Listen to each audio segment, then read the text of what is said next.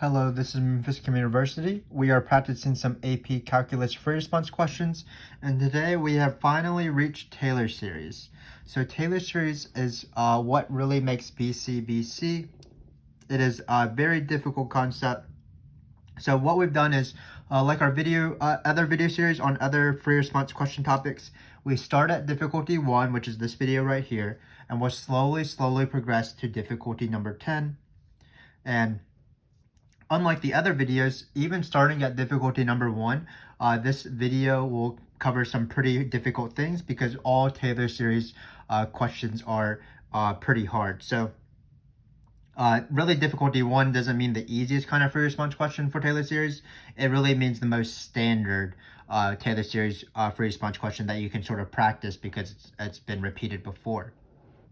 So before we start, what I would caution you is don't get too discouraged when you're doing Taylor Series free response questions. They are really hard, and it will take a lot of practice to get used to. Every student that I've ever taught struggles in the beginning when learning Taylor Series free responses, and even by the AP exam aren't as ready as they would want to be.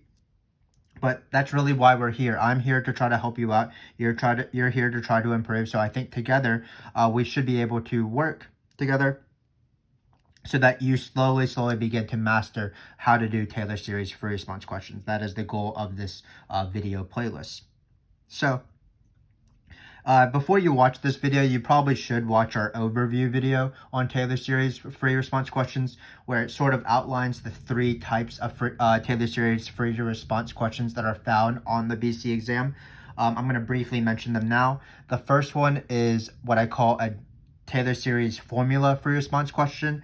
That's where you're given a derivative formula like this, and then you're going to be asked to find some of the terms of the Taylor Series.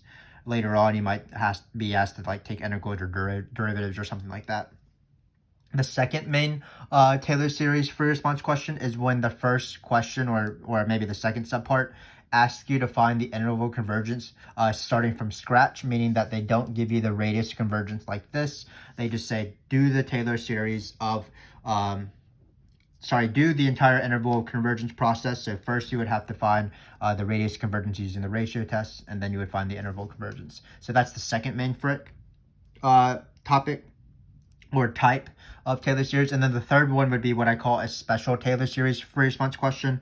That's when you have to memorize either the Taylor Series for sine or cosine or ln of 1 plus x, e to the x. And what you do is you transform that Taylor Series to another Taylor Series. So those are the 3 main types. And in this video series, if you continue watching, there will be several examples of each of those types. But in this case, we're starting with the formula one. So what I would say is for every single Taylor Series question, what you should try to think about is, should I use the Taylor Series formula, which we'll mention in a bit, or should I go from one Taylor Series to the next Taylor Series? So in this case, for example, in this first part, we're going to be writing a Taylor Series formula because we don't have any Taylor Series to work with. But just be wary that sometimes you might be taking the derivative or an integral of a Taylor Series. And for those sort of questions, you don't want to go to the formula. You just want to go straight to the previous Taylor Series to form your new Taylor Series. But again, that will be in later free response questions, a later video. So I hope that you stick with us as we go from 1 to 10. I enjoy hanging out with you guys. And again, we have a purpose, try to get better at these Taylor Series free response questions. It will be a difficult journey, but I am glad that we are able to partake upon it together. So let's start this free response question. So this is a very typical Taylor Series free response question for part A. What it wants us to do is to write out the first 4 non-zero terms of this Taylor Series, where the derivative formula is given by this, and then also to write the general term out. So what I like to do in this start of these sort of questions is I like to list out the derivatives. So I'm going to do that here. And by the derivatives, I mean each derivative at 2. So f of 2, f prime of 2, f double prime of 2, and so on. So we do have f of 2 equals 3. That's our good starting point. So we're going to list out f of 2 equals 3. Then we need to find f prime of 2. So we're going to find f prime of 2.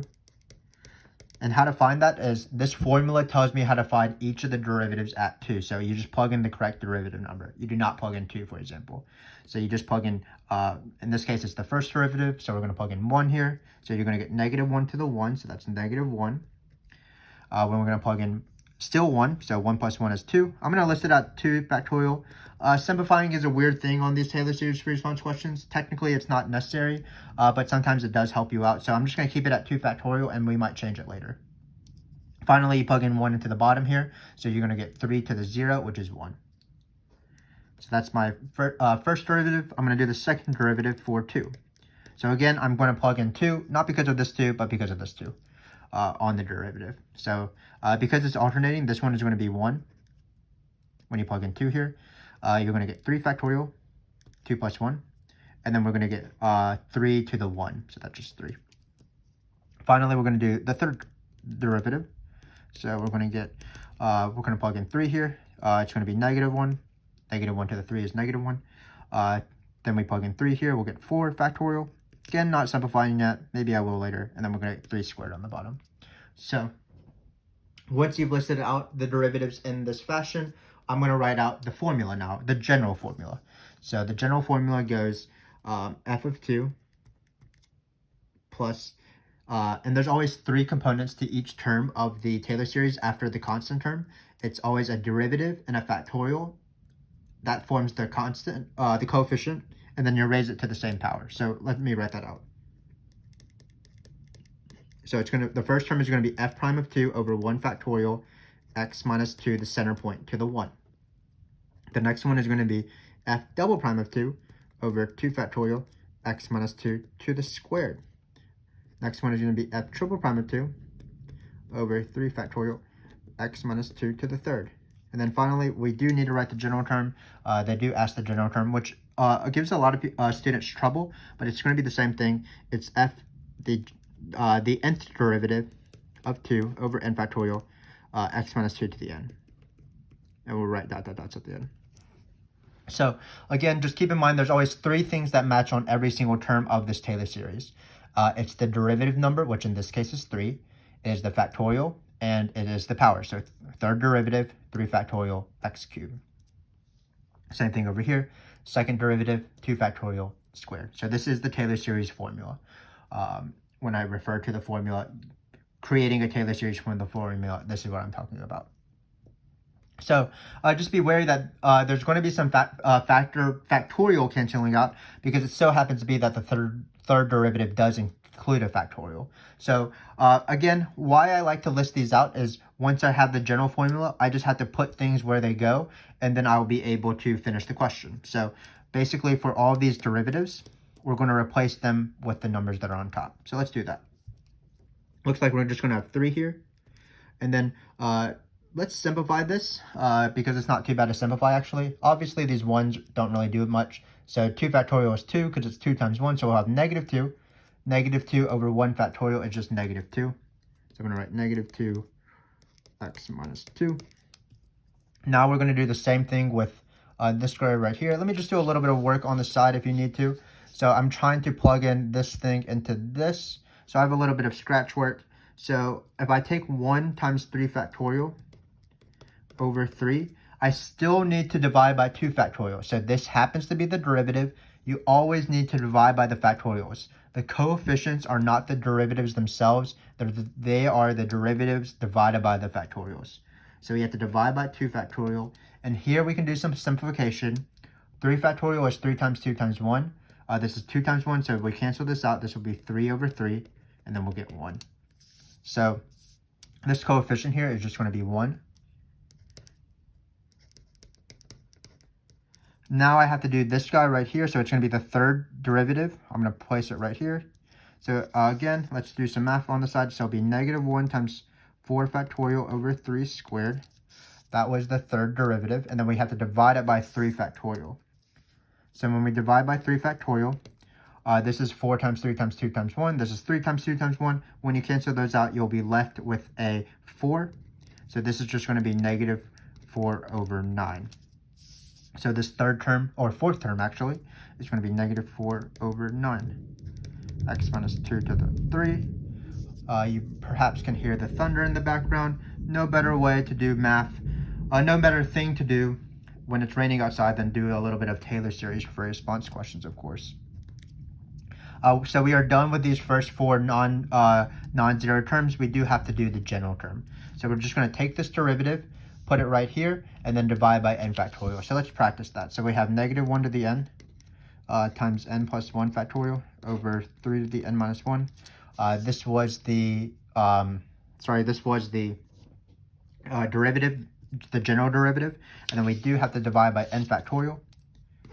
So some students get confused on how to divide these factorials. Let me just remind you. For example, let's say we have 7 factorial divided by 6 factorial. Well, that's just going to be 7 times 6 times 5 times 4 times 3 times 2 times 1. Fun to say. And then 6 factorial is 6 times 5 times 4 times 3 times 2 times 1. So when you cancel all these out, whatever, you end up with just the top thing. This is just simplifies to be 7 because these 6's cancel out for the 5's, the 4's, the 3's, the 2's. So it's a similar thing to n plus 1 factorial over n factorial. So when you have this, you would have n plus 1 this is the same thing as n plus 1 times n minus 1 times n minus 2 dot dot dot dot dot. N factorial is the same thing as, well, you start off with n, then you subtract 1, and you just keep multiplying. Notice that these things cancel out, so you're left just with n plus 1. So when you simplify this, you're just going to get negative 1 to the n plus 1 over 3 to the n minus 1. And that's the simplification. It's good to practice simplifying these factorials. Let me write out what we just found. To get better at, to make some of these Taylor series a little bit simpler. Great. We'll divide this with this line, and we are done. There should be maybe ellipses here. So again, this is not the hardest question. This is just straight applying the Taylor series formula. And what you do is you list out the derivatives using the derivative formula first. Then you write out the general formula. So this Taylor series formula right here is the same as the same formula for any Taylor series about x is equal to 2, where the center point is x is equal to 2. For example, the most general formula when the center point is denoted usually as a, it'd be f of a plus f prime of a over 1 factorial x minus a, plus f double prime of a over 2 factorial x minus a squared, plus f triple prime of a over 3 factorial x minus a cubed. The next term would be the fourth derivative of f at a over 4 factorial x minus a to the 4th. So just remember that for every single term, there's always 3 things matching: the third derivative, the factorial, and the exponent. So when you write it out like this, and if you've written out your derivatives as well, the actual Taylor series formula for this specific question becomes pretty easy, because all you do is you replace these derivatives with where it goes. And when I say derivative, I mean derivative at a point. These derivatives don't have any x's or anything like that. It's just the derivative at 2. So it's the slope, where it's the second derivative or the third derivative of the function at 2. So it'll be a number. In this case, for example, this third derivative at 2 was this number right here, negative 4 factorial over 9. And when we simplify that and divide it by 3 factorial, we end up getting negative 4/9. So again, not too bad. This is something you can also see on the multiple choice, perhaps just 1 term or 2 terms. Before we go on, let me try to explain the difference between first 4 non-zero terms and, for example, the second degree Taylor polynomial. So if you look at this right here, obviously the first 4 non-zero terms are you count terms that are not 0, starting with the constant. So you get 1, 2, 3, 4 things. So these are the first 4 non-zero terms. What people get confused about is the words like second degree Taylor polynomial. So the second degree Taylor polynomial is still a polynomial, and it has second degree. So what you do is you go up to the second degree, but it's still a polynomial, so it includes everything before that. So the second degree polynomial in this case would be, for example, this: the second degree term and every term before it, the linear term and the constant term as well. So notice that the second degree Taylor polynomial is actually 3 terms, 1, 2, 3. Similarly, the third degree Taylor polynomial would be this guy right here. You go up to the cubed term, and then it's everything before it.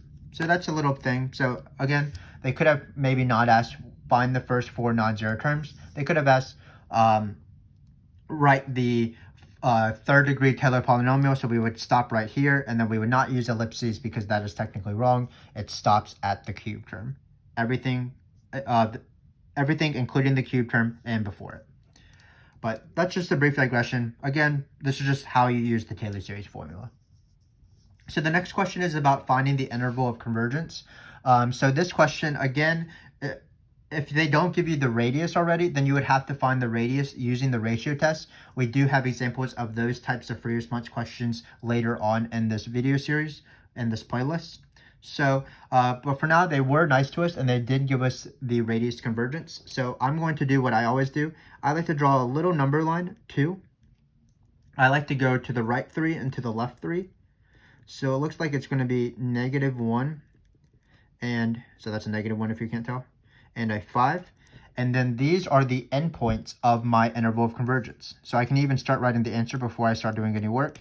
It's going to look something like this, where on either side, it's going to be either a parentheses or a bracket. And if it converges at this number, if the series converges at this -1, for example, then it'll be a bracket on that side. If it diverges, it'll be a parenthesis.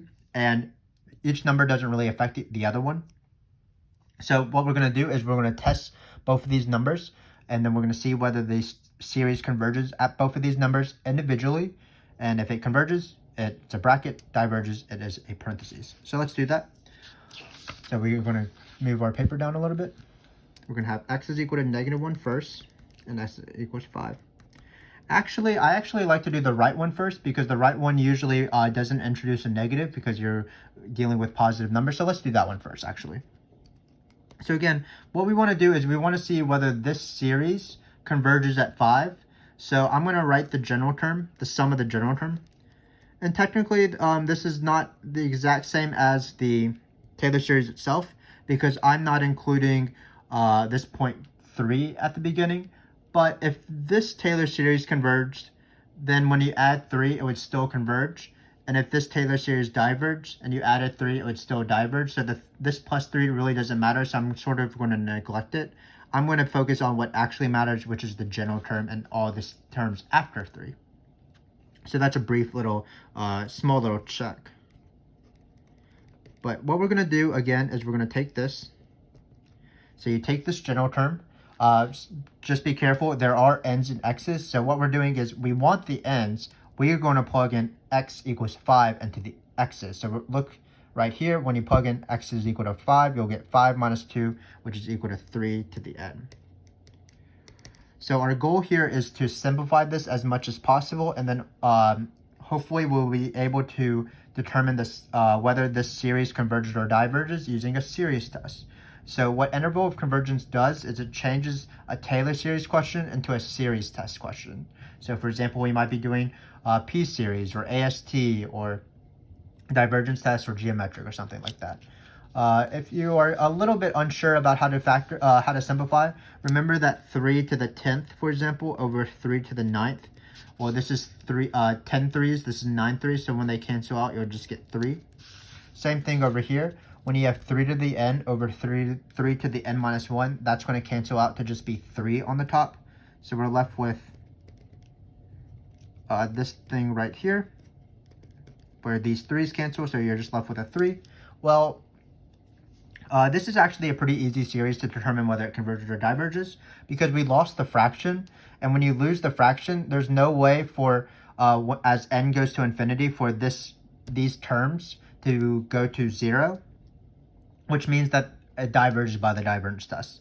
If the limit of the terms as n goes to infinity does not equal 0, that diverges by the divergence test. So this diverges by the divergence test. So when we do the 5 number, we're going to put an open parentheses. It'll be a similar thing for x is equal to -1, but I do want to illustrate it as best as possible for you. Because when you plug in the left endpoint, there are some weird negatives going on. So let's practice that. So I'm going to write out n is equal to 1, -1 to the n plus 1 over 3 to the n minus 1. And what we're going to do is we're going to plug in -1 now into this x's. So we're going to get -3 to the n. And what's really annoying about these questions are these negatives. So what I'm going to do is I'm going to try to do it in as many steps as possible. So remember that there is an exponent rule that says if you have a product of two things and you raise it to the n, it's a to the n, b to the n. So I'm going to do the same thing with -3 to the n. I'm going to treat this as -1 times 3 to the n, so I can break it up as so, using this exponent rule here. So I'm going to rewrite this as -1 to the n. Hopefully you can see this and it's decently straight. N plus 1 over 3 to the n minus 1 times -1 to the n times 3 to the n. Again, we broke up this -3 to the n as this.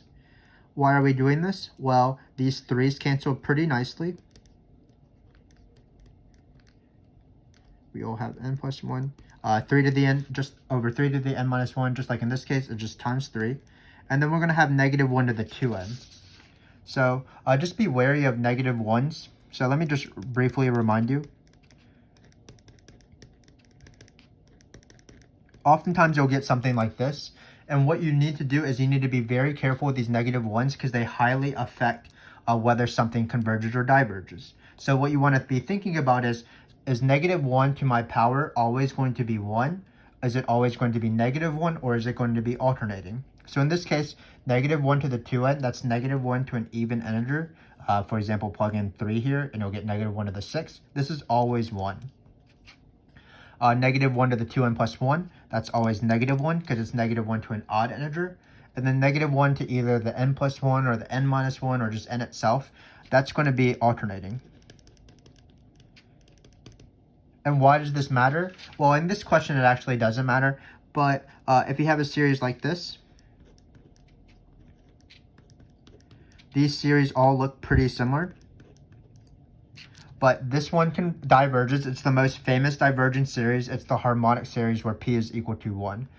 This is the negative of the harmonic series. You can take the negative out, so this diverges as well. But when you have it alternating, this becomes the alternating harmonic series, which converges by the alternating series test, or AST.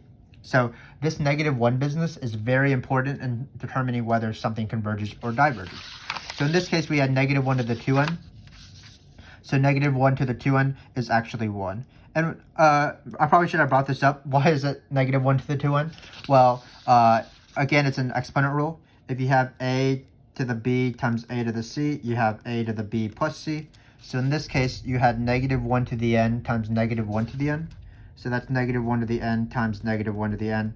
That's the same thing as -1 to the n plus n, which is -1 to the 2n. Which, as we said before, does equal 1 in every case. But again, this question really didn't matter, this sort of negative arguments. It does matter when you still have fractions, but in this case, because we don't have fractions here, there's no way that as n goes to infinity, these terms will converge to 0. So this also diverges by the divergence test. But it's nice to illustrate that point about negatives because it will affect things in future questions. So this is the answer, actually, because they diverge on both of the endpoints. This is a potential case. It's either, there's actually only 4 potential cases. Parentheses on both sides, brackets on both sides, parenthesis, bracket, bracket, parentheses. So just don't be scared if you get, for example, parentheses on both sides. That is definitely a valid solution. Let me just remind you what we did.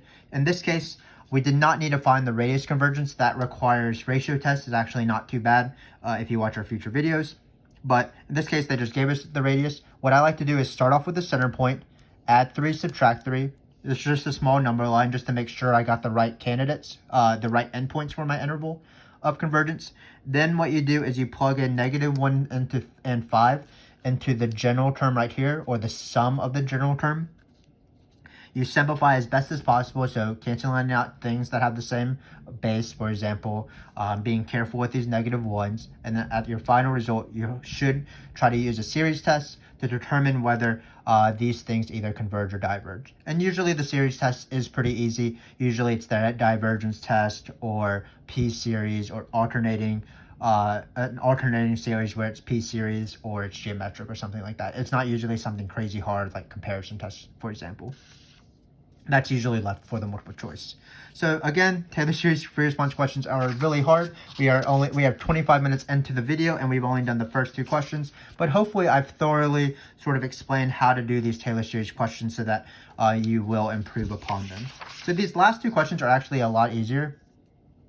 So let's read this out. It says the Taylor series about x equals 2 can be used to represent f of 2.1 as an alternating series, whatever.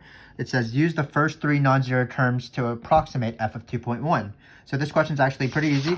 All we're going to do is we're going to write this Taylor series that we found in the first part, and we're just going to plug in 2.1 into the first 3 terms, because that's what it wants us to do, and we'll approximate. So f of 2.1 is approximate.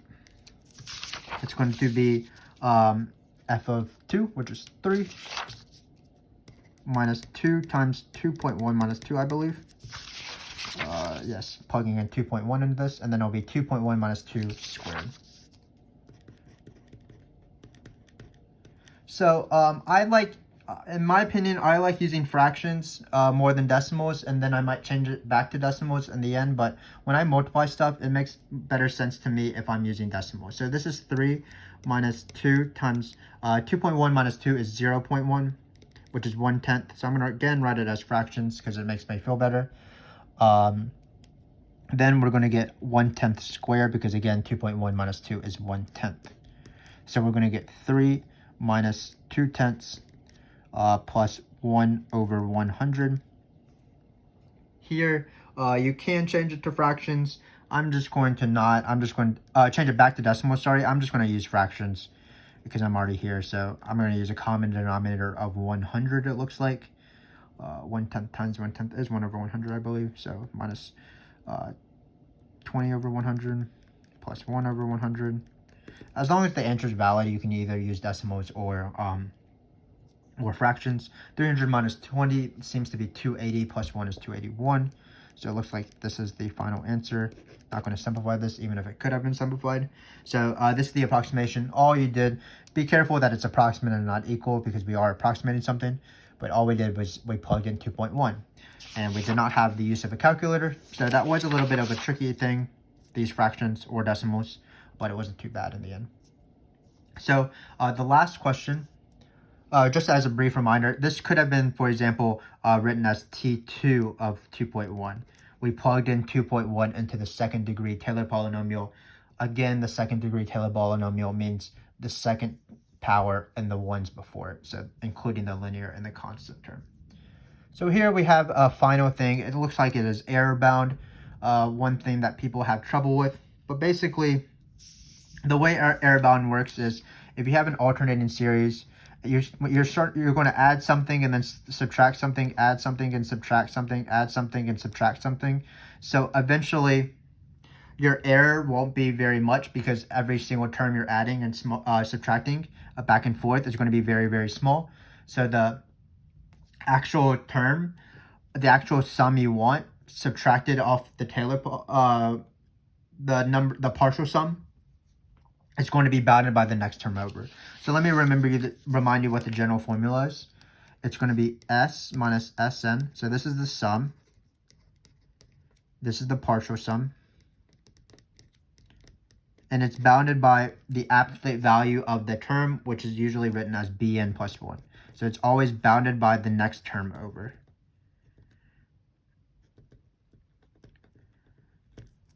So in Taylor series and in power series, the sum is the thing you'll never be able to find because you're summing up an infinite number of things. The partial sum is just summing up the first 10. This is the approximation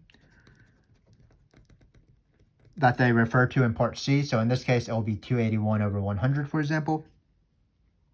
And then the next term over is just the next term over. So in this case, we went up to the second term, so the next term over would be the third term. So let me rewrite the Taylor series polynomial for us.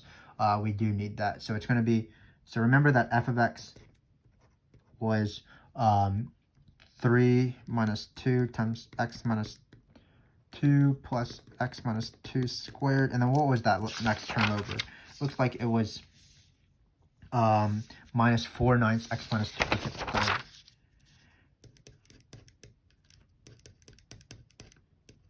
So in this case, what we're going to do is the sum is going to be, or we'll have dots with equal.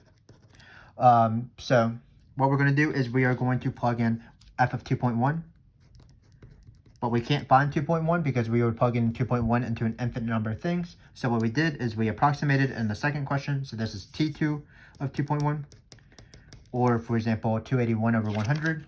But this is not relevant to this part of the question. The important thing is the next term over. So what we're going to do is we're going to plug in 2.1 into the next term over. Just be careful. It's always the absolute value of the term because there's absolute values here. The BNs technically refer to this. So it's always, for example, it's always B1 minus B2 plus B3 minus B4. Or if you want, you can call this B0, I guess, because it's the constant term. So this is B1, this is B2, this is B3.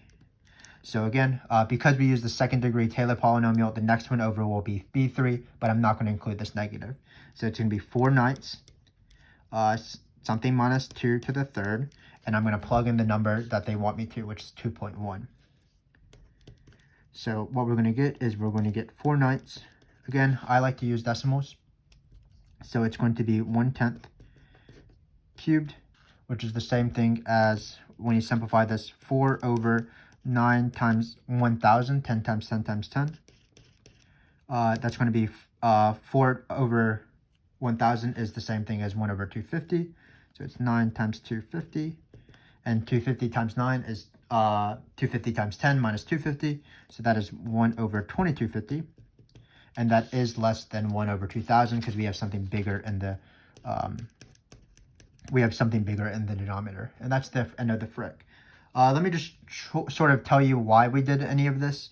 Basically, we don't know this term, but we did know the approximation. And what we're trying to show is how good is the approximation. I do not know this term, but am I close enough? Well, I am pretty close. I'm within 1 over 2,000. So if you found f of 2.1, which is impossible because you're plugging it into an infinite number of things, I can't do that. But this approximation of 281 over 100 is so close to this term, it's actually within 1 over 2,000, and that's what it's called the error bound. So this is a pretty easy question. Just remember that it's going to be the thing you want to find but can't, the approximation that you found in a previous question usually, and then it's always bounded by the next term over. Do not include the negative, plug in your number. And that's how you do error bound. So hopefully you were able to gain something out of this. This has been a very standard free response question, nothing too tricky. It will get harder as we increase the difficulty levels on from difficulty 1, for example. So things you might see in the future when it's this type of Taylor series free response question, we might be taking the derivative of Taylor series and the integral of Taylor series. We might be finding specific terms, and we might be, what else is there? Maybe finding relevant or maxes, things like that. So keep tuning into these videos. We do appreciate your support as you watch these videos. Again, as we go through this video series, we will talk about the other 2 types of Taylor series free response questions. The first one being interval of convergence, where you're not just given straight up the radius, you have to do the radius and the interval of convergence, and also the special Taylor series function questions, which involve knowing the Taylor series of sine of x and cosine of x, e to the x, ln of 1 plus x, all of our favorite things. So again, don't get discouraged as you start practicing them. These Taylor series questions are so hard, but I think that if we are able to work together, we will be able to eventually achieve a success. So thank you very much for watching. Until next time, goodbye.